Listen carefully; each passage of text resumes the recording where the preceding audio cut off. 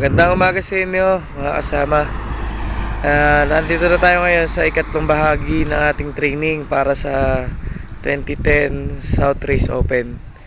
So, ilang segundo na lang, mag-aalas 7 na. Nandito tayo ngayon sa Hopewell. Bale, sakop ito ng Pagbilao, pero sa likurang parte na, papunta sa South, makalampas ng Lucena. So, nandito to sa Pagbilao. Ayan po ang ating paligid, na ito po yung tore ng Hopewell. So, mga 1 kilometer na lang yan dito, wala pa.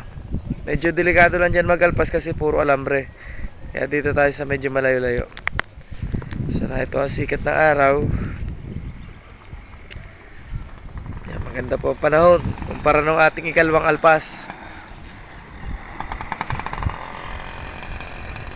Ang ating pong liberator ngayon ay si Ned. Ayan. Ayan po ating mga kasamahan dito. So, pwede na po nating alpasan. Sige sir, good luck sa inyo lahat.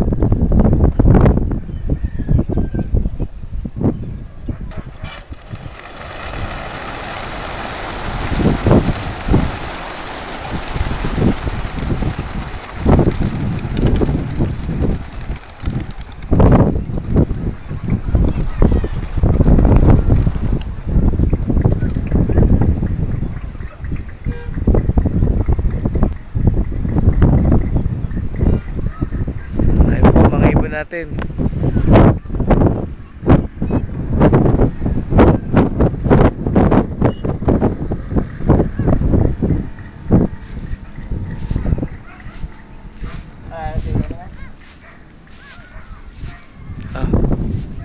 Pasok na sa akin.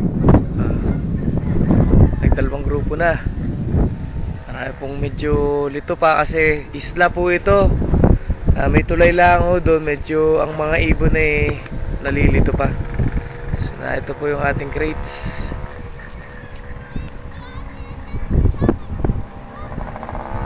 May isa pa, ayaw pa lumabas, nahiya pa. Pero pa din.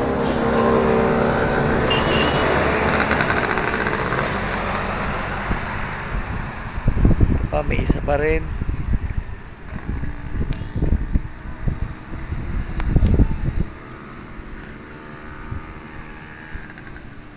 So, ayan po.